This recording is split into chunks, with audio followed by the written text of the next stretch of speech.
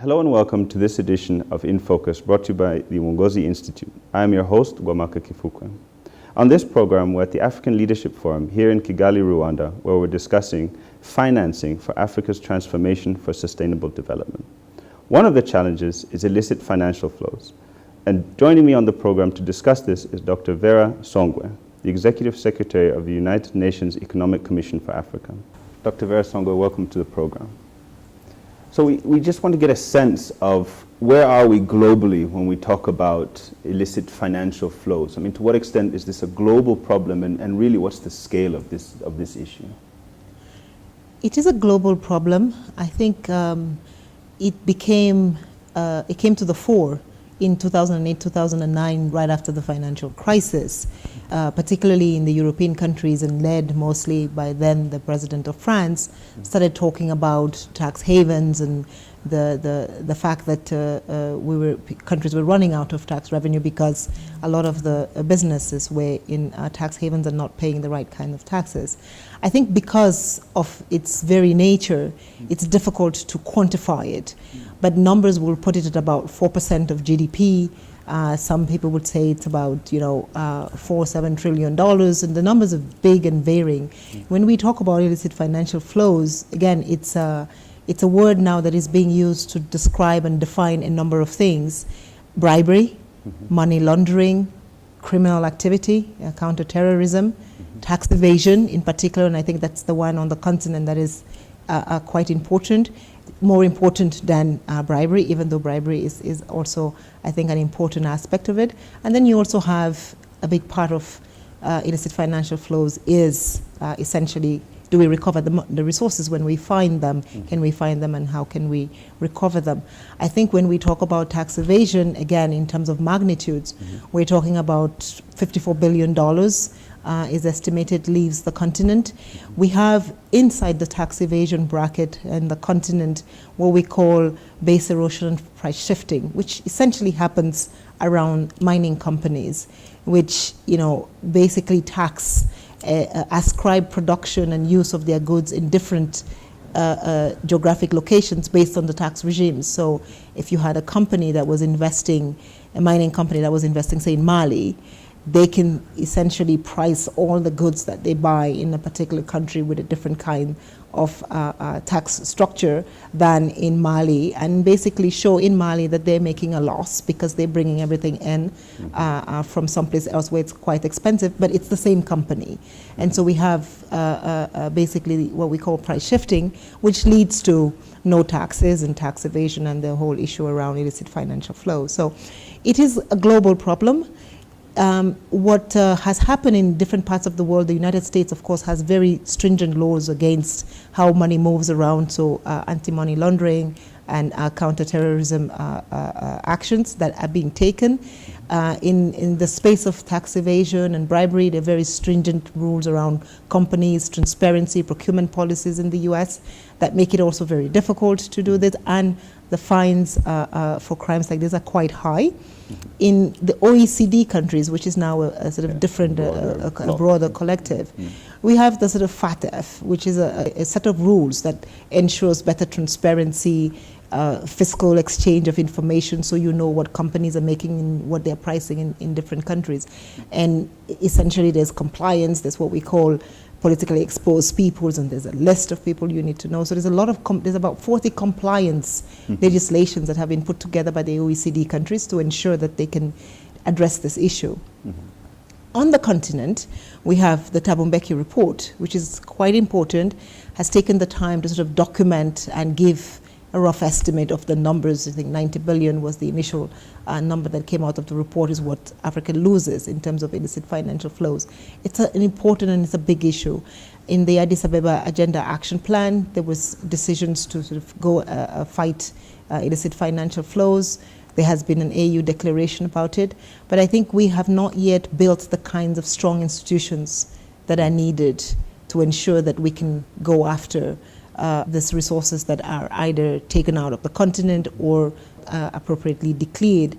What the continent is beginning to do is see how we can do more collective action issues. I think we just saw the European Union fine Google it's going to be very difficult for an individual country on the continent to go after a big multinational in the mining sector.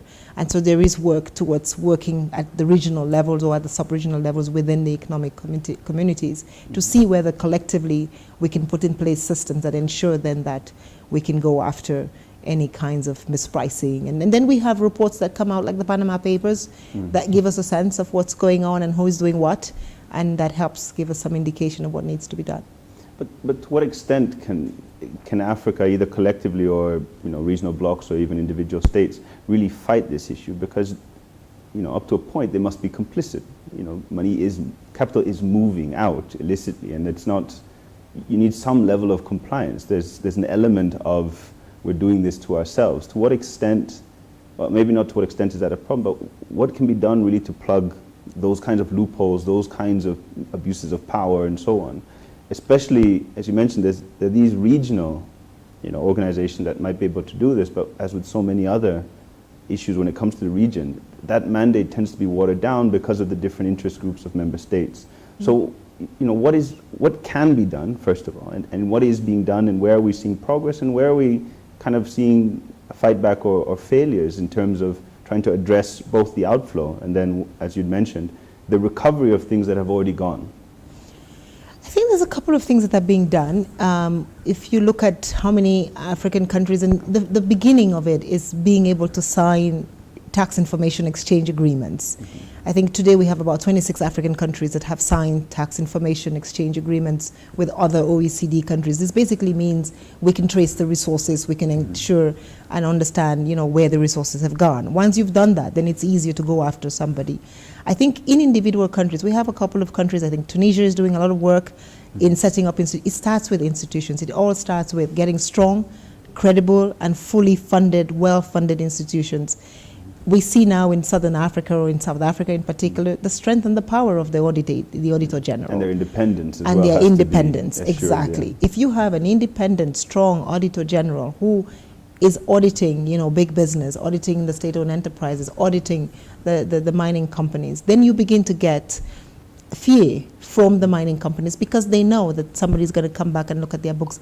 In many of our countries today, you have unqualified audits at the end of the year from most of the agencies that work with the mining companies because nobody dares to, certify the audits of the companies, but there is no state auditor general. There's sort of no big eye overlooking that. In the United States, everybody's afraid of the IRS. Oh, yes. So if you have, I think, that kind of discipline and that kind of transparency and a sense that it didn't matter who you were, one could go after you, then you begin to get, so it's a mindset change, but that mindset change must come with a strong institution, an institution that is independent. I think we saw that in Nigeria when at the time we had the EFCC that actually went after people, big names and important names went after, and there was, I think, a sense that Nigeria was finally, getting to grips with the issues of bribery and corruption.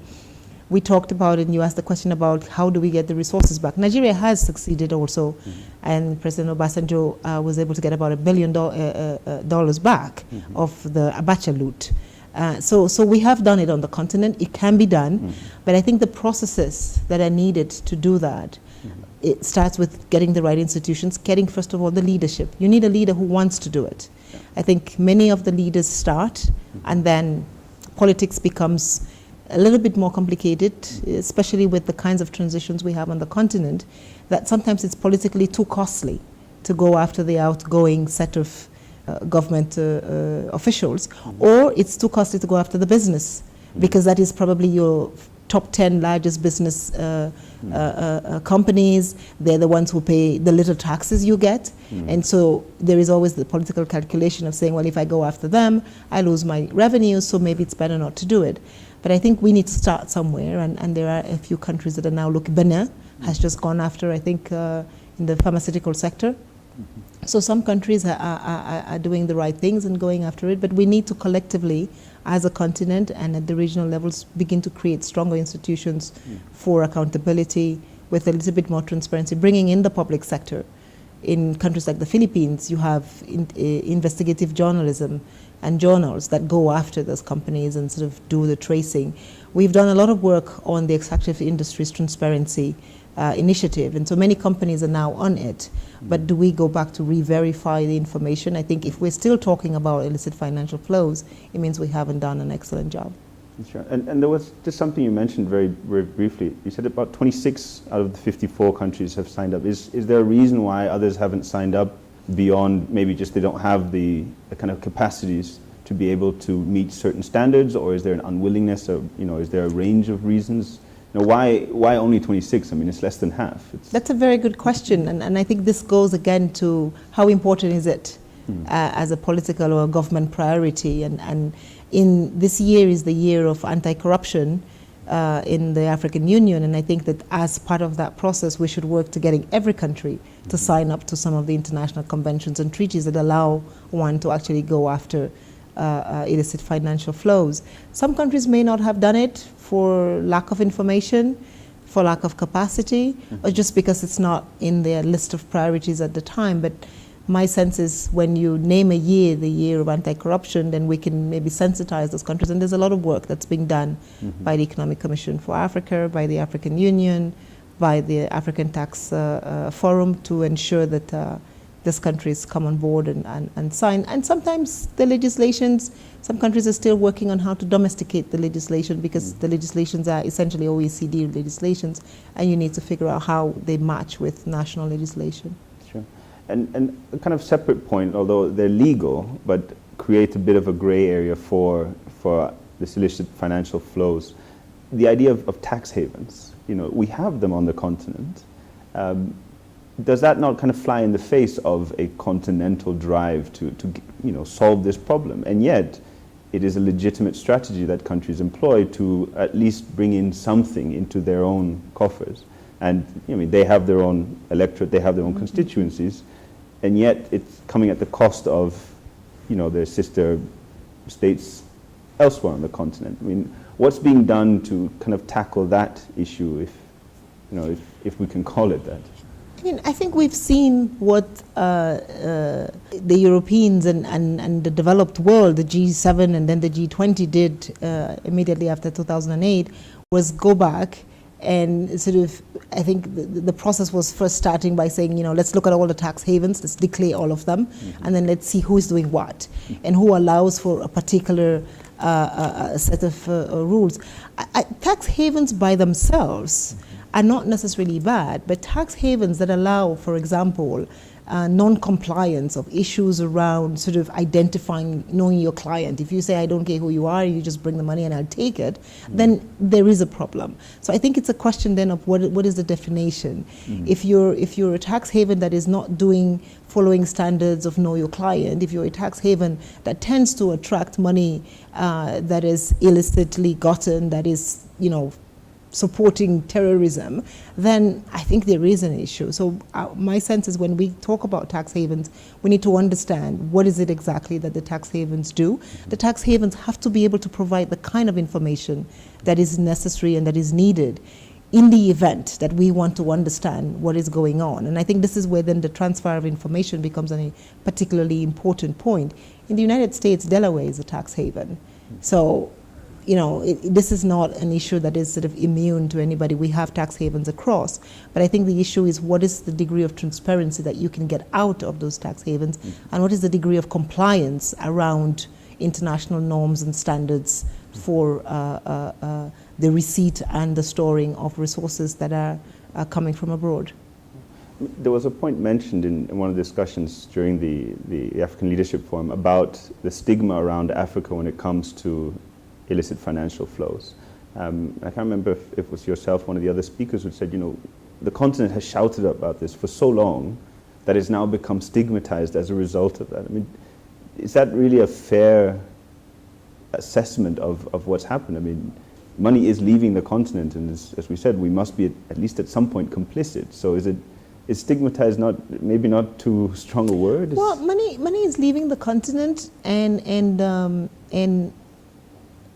because Africa has not joined the global community around how to ensure that we don't get more money. I think we know many cases in Angola where it is the United States that had to reject the money because the money left the continent, then the question becomes, how do we make sure that we as a continent are putting the right safeguards? It's one thing to sort of keep saying everybody else has our money, but our money had to leave and we had to take it. And what has ended up happening in many cases in the private sector and in the banking sector now, because of the anti-money laundering laws and because of the terrorism issues, we have had difficulty with correspondent banking, because what the rest of the world has done is they've passed legislation, rightly so, called Know Your Client, which means you don't get money if you don't know who the person that is giving you the resources is. Now on the continent, we are not very good at sort of addresses and destinations, or on the other side, all our public figures are very public, and so we also have a law on politically exposed persons and for how long you can get or give resources or receive resources from such people. Because we cannot always trace where the resources come from, if you're a minister on the continent today and you went abroad, it's very difficult to open a bank account. It's very difficult to sort of do business, because you are a politically exposed person from a continent that does not have the right kind of legislation or has not allowed and provided a space for you to declare your assets over time. So in any other country, if you were the prime minister of a country, you could the next day go and open a bank account, and we know many that have done that in the West. From Africa, it will be very difficult to do it the day after, because you don't have any system of asset declarations to guarantee and to ensure a non-African bank that the resources that you're trying to put in are legally gotten. Sure. And kind of one final question on the more kind of global element of this. Is there really that much of an appetite to solve the problem of illicit financial flows from Africa? Given, someone somewhere is benefiting from this. I take the point that after 2008, Europe, the West, the rest of the world kind of says, okay, now we need to figure out what's going on because it's in our interest. But is anyone really going to come to Africa and say, look, sort your books out? Or is this something that really has to come from within? I mean, how much cooperation is there to solve it from the kind of African perspective? Look, the United States under President Barack Obama passed the Dodd-Frank law at the time, which was basically asking all the mineral companies to declare their assets, and there was a lot more transparency around that. And that was good. The OECD, with the Fiscal Stability Review Board, passed a series of laws on the FATF, and that was good. But I think as a continent, we cannot expect the rest of the world to solve a problem which is intrinsically ours. We must begin to lead the way, and I think that is where in South Africa, when we look at what the Auditor General is doing, in Senegal, when we look at the declaration of assets, when we look at the pursuit of illegally gotten wealth, the trials and the condemnations, we must say that Africa is making an effort. When you look at in Ivory Coast today, all state employees are asked to declare their assets. So there is, I think, some progress. I don't think the efforts that we're making is commensurate with the magnitude of the problem. I think we need a lot more effort in our tax agencies. We need a lot more transparency in the banking system. We need to work a lot harder with the mining companies, and that is where you need slightly more collective action, because with mining companies, these are multinationals, these are giants. Some of them's total assets are much larger than GDPs of particular countries. And so it can only happen if you have a coalition of countries that come together and say, these are the rules. And that's why we're working to see whether we can begin to create frameworks of sort of mining frameworks, a mining law, a local content law, and a tax fiscal policy legislation around the mining sector, so that any government that comes can get some sense of what is it that I need to do, what is it, because what we see now on the continent is a race to the bottom. Everybody's trying to give tax exemptions, but we also know that tax exemptions are not really what companies are after. They're after a better business environment, stability in the energy sector, better transportation, better logistics.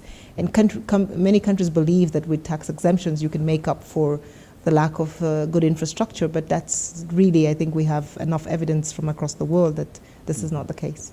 Sure.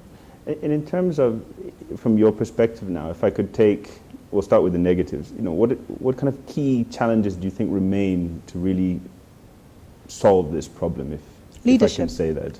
Only one, leadership. Can you maybe extrapolate on it? It's a very broad term. No, I think you need determination. You need leaders that say we're going to go out. We know the solutions. I think the Thabo Mbeki report has been out now for five years. We've seen the OECD take action. We've seen the United States take action. And I think that we know what to do. We just need to now go after it and do it in a way. I think sometimes the continent is not yet at a space where, when we actually go after the problem, then, because of sometimes political fragility in different countries, there is always a balance. Do you want to go after the biggest business? Do you want to go after the biggest family? What is that going to mean for the stability of your political coalition? And that compromises, I think, the effort sometimes. Sure. And on the flip side, what positive news, like what really do you feel Africa is gaining strides in? Countries are changing laws.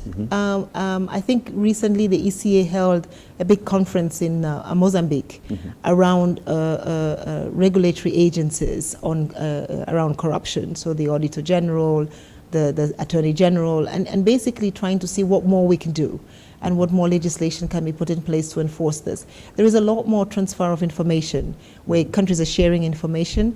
I think we now have on the continent enough countries that know what is the right thing and have done the right thing or are doing the right thing, that we don't need to necessarily go out of the continent to sort of get best practice. And so that is helping, because then, there is the peer review mechanism, and countries can ask their neighbors, if you want to figure out how to do a contract in the gas sector, there's one or two countries that have done it before you.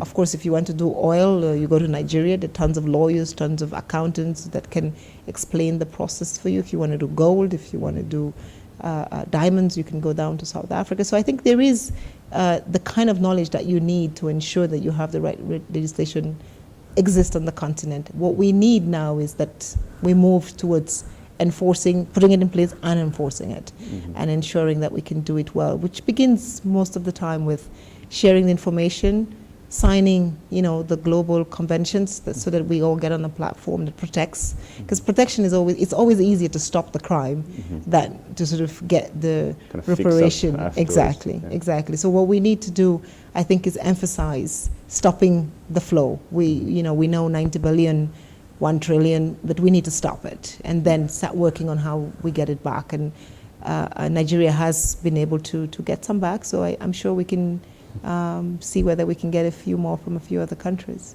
So I'll just do one final question before we kind of wrap up the interview. One thing that we've not really talked about yet is the public.